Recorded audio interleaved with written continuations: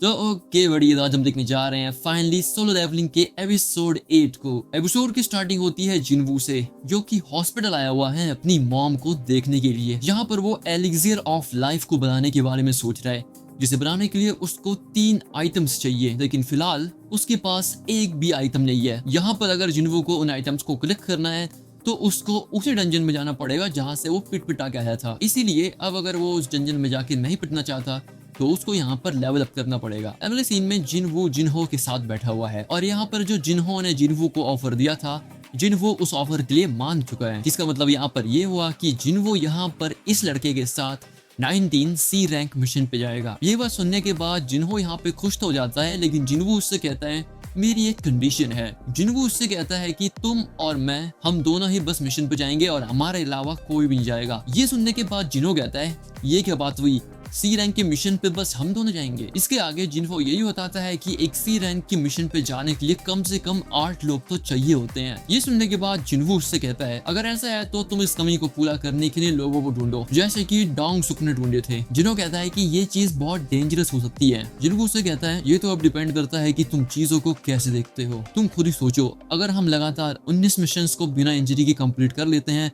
तो तुम्हारे पापा तुम्हारे ऊपर ध्यान देने लग जाएंगे। जिनवू की बात सुनने के बाद यहाँ पर जिनवू बहुत ज्यादा मोटिवेटेड हो जाता है और वो तैयार हो जाता है काम करने के लिए। इसी के साथ वो ये भी कहता है कि टीम मेंबर्स और गेट का ध्यान मैं रख लूंगा। अगला सीन चाहे इनका होता है, जो कि रनिंग कर रही है और तुम यहाँ पे इसको पानी पीते हुए आराम से देख सकते हो। थोड़ी सी स्ट्रेचिंग करने के बाद यहाँ पर चाहे इन कहती है तुम बाहर आ जाओ, मुझे पता है तुम छुपे हुए हो। तभी यहाँ पर एक आदमी बाहर निकलता है और वो उससे कहता है कि ये एक एस रैंक हंटर से यही उम्मीद थी मुझे। इसी के साथ वो चाहे इनको अपना बिजनेस कार्ड देता है। इसके बाद सीन शिफ्ट होता है जिनहो पर, जो कि अपने फादर के साथ एक गाड़ी में बैठा हुआ है। यहाँ पर उसके फादर ये कहते हैं कि गेट्स के आने के बाद इस दुनिया में बहुत कुछ चेंज हो चुका है, जैसे कि इंफ्रास्ट्रक्चर और इकोनॉमी। ये कहीं ना कहीं उन डंजन से लिंक्ड है, खासकर इंफ्रास्ट्रक्चर। इसी के साथ साथ वो ये भी कहते हैं कि डंजन से जो सामान मिलता है उसके बिना इस दुनिया को चला पाना थोड़ा सा मुश्किल हो जाता है और उन रिसोर्सेज को खाली हंटर्स ही ला सकते हैं। अब यहाँ पर जिन्हो भी अपने पापा की बात बहुत आराम से बैठ के सुन रहा है, जैसे कि हम सभी करते हैं। जिन्हों के फादर उसको यही बताते हैं कि हंटर एसोसिएशन एक ऐसी गवर्नमेंट एजेंसी है जो कि सभी हंटर्स को ऑपरेट करती है। इसी के साथ साथ हंटर एसोसिएशन नए हंटर्स को क्लासिफाई करती है और उनकी रैंक्स को भी बताती है। इसी के साथ साथ वो अचानक से अपीयर होने वाले गेट्स और डंजन ब्रेक्स को भी संभालती हैं। लेकिन एट लास्ट है तो वो एक गवर्नमेंट की एजेंसी है ना। उसके फादर ये भी बताते हैं कि ज्यादातर रिसोर्सेज को गिल्ड संभालते हैं और गिल्ड एक ऐसी कॉर्पोरेशन है जो कि हंटर्स के अराउंड ही बनी रहती है। इसीलिए यहाँ पर सबसे ज्यादा प्रॉफिट्स ये गिल्ड्स बनाते हैं। यहाँ पर उसके फादर कुछ गिल्ड्स का नाम भी लेते हैं, जैसे फीन गिल्ड, फेम गिल्ड और नाइट गिल्ड। इसी के साथ हंटर्स गिल्ड और व्हाइट टाइगर गिल्ड। ये पांचों गिल्ड पूरे कंट्री की मेजर गिल्ड्स हैं और इन लोगों ने ये पूरी मार्केट को संभाल रखा है। इसलिए यहाँ पर बिजनेसमैन होने के नाते जिन्हों के फादर तमाशा नहीं दिख सकते। वो चाहते हैं कि ये सारे के सारे रिसोर्सेस वो खुद संभाले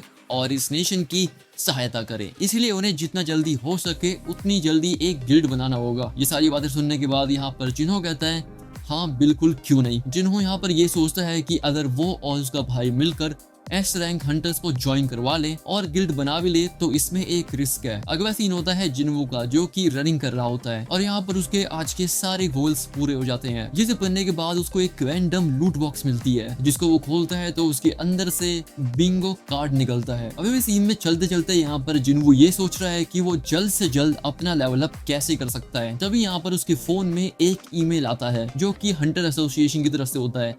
उसमें लिखा होता है कि उसको एक डी रैंक मिशन के लिए बुलाया जा रहा है। जिन्हों उसको देखकर सबसे पहले तो ये सोचता है कि उसको ये मिशन करना ही नहीं है, लेकिन वो एट द एंड तैयार हो जाता है। अगला सीन एक अलग सी जगह का होता है, जहाँ पर हमें मिस्टर सॉन्ग को दिखाया जाता है। यहाँ पर वो अपने एक स्टूडेंट के साथ बैठे हैं और उनको भी यहाँ पर एक ईमेल आ रखा है। मिस्टर सॉन्ग का स्टूडेंट उससे पूछता है क्या आपने कभी रिटायरमेंट के बारे में ही सोचा। और ये बात सुनने के बाद मिस्टर सॉन्ग को कार्डन टेम्पल की सारी बातें याद आ जाती हैं। लेकिन वो अपने स्टूडेंट को कहता है मेरा हाथ भी जा चुका है और मैं बूढ़ा भी बहुत हो गया हूँ, तो मुझे लगता है कि मुझे रिटायरमेंट ले लेनी चाहिए। अगला सीन माशिमा का होता है, जो कि अपनी बेटी के साथ है एंड इसको भी ईमेल आ रखा है हंटर एसोसिएशन की तरफ से। अब यहाँ पर माशिमा की वाइफ भी उससे सेम बात कहती है कि आपको हंटरगिरी छोड़ देनी चाहिए, क्योंकि लास्ट मिशन में बहुत सारे लोगों की जान चली गई थी और आप भी बहुत मुश्किल से ही वापस आ पाए। अपनी वाइफ की सारी बातें सुनने के बाद यहाँ पर माशिमा रिप्लाई देते हुए कहता है अगले साल से हमारी बेटी किंडरगार्टन जाने लगेगी और इनकी एक दूसरी बेटी भी है जो कि जूनियर हाई में पढ़ रही है, इसलिए इनको पैसों की बहुत जरूरत है। माशिमा कहता है कि हंटर एसोसिएशन वाले हम जैसे लो रैंक हंटर्स को कभी भी मुश्किल मिशंस के ऊपर नहीं भेजता, वो तो पिछली बार हमारी किस्मत खराब थी। ये बात सुनने के बाद माशिमा की वाइफ यहाँ पे थोड़ी सी रिलैक्स हो जाती है और कहती है कि मुझे ये बात नहीं कहनी चाहिए थी। माशिमा कहता है कोई बात नहीं, ऐसा हो जाता है। अब यहाँ पर माशिमा की बेटी उससे कहती है पापा कि आप स्ट्रांग हो। माशिमा कहता है दाया जो वो साइकी और ताकारा। अगला सीन चाहे इनके गिल्ड का होता है, जहाँ पर उस गिल्ड के मास्टर से व्हाइट टाइगर गिल्ड का मास्टर बहस कर रहा होता है। यहाँ पर यून वू चॉय से कहता है तुम पागल हो गया, ये सारे फालतू के मीडिया इंटरव्यूज तुमने मेरे ऊपर क्यों थोप दिए। जो यहाँ पे बहुत ज्यादा रिलैक्स होके कहता है अरे मैं तुम्हारा इंटरव्यू देखा था, भाषणबाजी काफी अच्छी कर लेते हो तुम। बट यहाँ पर यून हूँ अभी भी गुस्सा है और गुस्से कहता है अपनी बकवास बंद करो, ये काम तुम्हारे हैं ना कि मेरे। इस पर चॉय कहता है ये तो चेयरमैन की रिक्वेस्ट थी कि हम एक अंडर के असली काम और रूप को लोगों को दिखाए और मुझे लगता कि मैं इस काम के लिए एक बेस्ट फिट रहूंगा। ये सुनकर यूनहो कहता है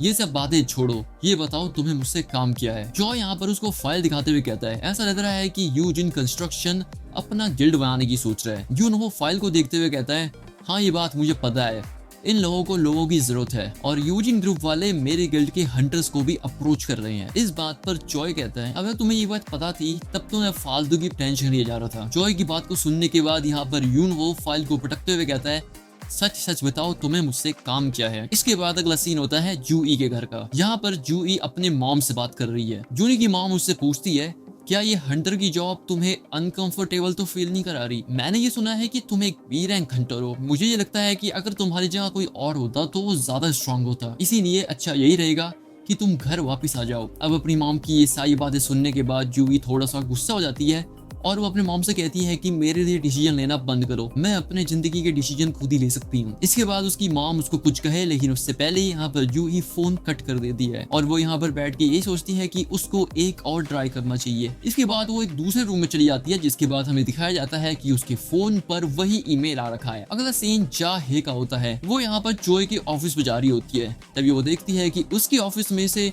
यूनहो बाहर जा रहा है। चाहे उसको ग्रीट करती है और आगे बढ़ जाती है। अब जैसे ही वो चोय के ऑफिस से पहुंचती है, चोय उससे कहता है क्या हुआ तुम्हें। चाहे यहाँ पर ये बताती है कि जब वो ट्रेनिंग कर रही थी तब यूजिन कंस्ट्रक्शन का एक आदमी आकर उसको अपनी तरफ करने की कोशिश कर रहा था एंड इसी चीज की रिपोर्ट वो चोय को देने आई है। इसी के साथ वो ये भी कहती है कि मुझे ऐसा लग रहा है कि वो लोग एक गिल्ड बनाने की सोच रहे हैं और उस गिल्ड में वो लोग मुझे गिल्ड मास्टर बनाने की सोच रहे हैं। चोय कहता है तो तुम मुझे रिपोर्ट देने आई हो, तो क्या मैं इसका मतलब ये मानूं कि तुमने उस गिल्ड को मना कर दिया है। चाहे कहती है हाँ मैंने ऑन द स्पॉट ही मना कर दिया था। ये बात सुनकर चोय यहाँ पर खुश हो जाता है और कहता है तुम्हारा धन्यवाद। चाहे बोलती है कोई बात नहीं, वैसे यहाँ पर आते हुए मैंने यूनहो को देखा था। अलग सीन एक बार का होता है।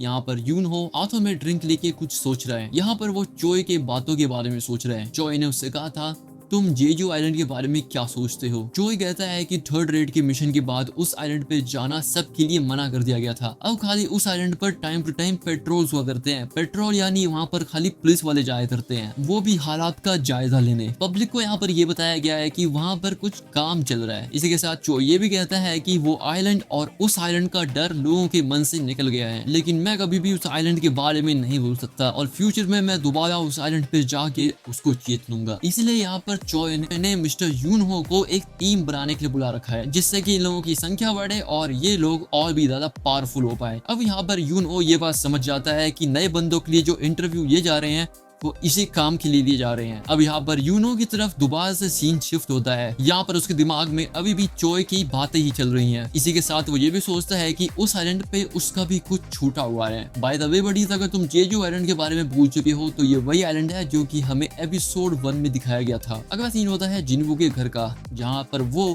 कहीं बाहर जा रहा होता है। जिनवू की बहन उससे कहती है जब भी तुम गेट के पास जाते हो तब तुम पिट पिटा के आते हो, लेकिन अब तुम पिट पिट के नहीं आते, तो क्या ये एक्सरसाइज का कमाल है जो तुम कर रहे हो। जिनवू कहता है हाँ ऐसा हो सकता है, तुम ये बात कह सकती हो, लेकिन जो कुछ भी हो अब मैं आराम से पैसे कमा सकता हूँ। और ये कहने के बाद वो बाहर चले जाता है। अगला सीन मिस्टर सॉन्ग का होता है। यहाँ पर वो ये सोच रहा होता है कि जो उसकी अवेकनिंग हुई है वो फिजिकल टाइप की नहीं है, क्योंकि उसकी स्वॉर्ड्समैनशिप से कोई भी बीस्ट नहीं मरता, लेकिन जो उसकी अवेकनिंग हुई है वो एक मैजिकल टाइप की हुई है। तभी यहाँ पर चलते हुए उसको जिनवू दिख जाता है। अब यहाँ पर जिनवू को ऐसा देखकर वो कंफ्यूज हो जाता है और उससे पूछता है तुम जिन्वो ही हो ना? जिन्वो कहता है हाँ मैं जिन्वो हूँ। तोंग कहता है वो इमेच्योर सा वीक सा लड़का कहाँ गया जिससे मैं पहली बार मिला था, बस कुछ ही महीनों में तुम इतना ज्यादा चेंज हो गए। तोंग इसके बाद जिन्वो के कटे हुए पैर के बारे में पूछता है। जिन्वो कहता है कि जब मैं हॉस्पिटल में उठा था तब वो अपने आप ही ठीक हो गया था, पता नहीं कैसे। तोंग कहता है हाँ ऐसा हो सकता है, किसी हाई लेवल के हीलर ने तुम्हें ठीक करा हो। इसके बाद सॉन्ग कहता है कि मुझे तुम्हें देखकर अच्छा लगा,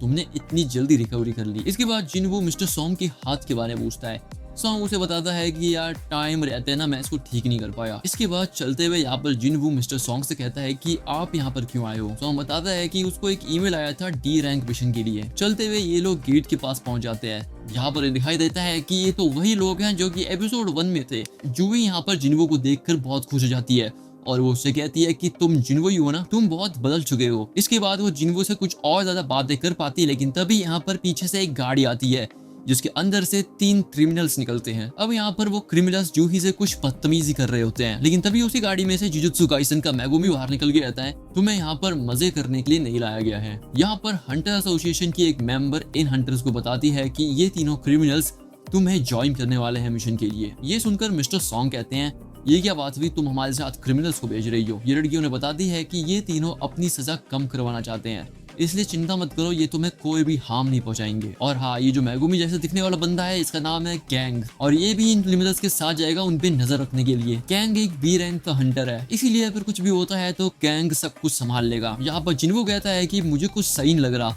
इसलिए वो जूही को घर जाने के लिए बोलता है, लेकिन जूही यहाँ पर मना कर देती है और वो जिन्वो से कहती है कि अगर तुम जा रहे हो तो मैं भी जाऊंगी। यहाँ पर इन तीनों की हथकड़ियां खोल दी जाती है और कैंग उनसे कहता है कि ज्यादा होशियारी दिखाने की कोई जरूरत नहीं है। अब यहाँ पर डिसाइड होता है कि सॉन्ग इन लोगों का फिर से एक और बार कैप्टन बनने वाला है। झुककर वो जिन्वो से कहता है कि तुम्हारा थैंक्स, तुमने मुझे फिर से मौका दिया अपना कैप्टन बनने का। जिन्वो कहता है कि आपको ये सब करने की कोई जरूरत नहीं है। एंड इसके बाद ये लोग चले जाते हैं डंजन में, और इस डंजन में क्या होगा ये हमें पता चलेगा अगले हफ्ते। अगर तुम इस वीडियो पे नए हो तो फिर फटाफट से इसको लाइक कर दो, और अगर तुम ऐसे ही एनिमेशन रिलेटेड तलवी चीज़ों को देखना चाहते हो तो सब्सक्राइब मार दो चैनल को।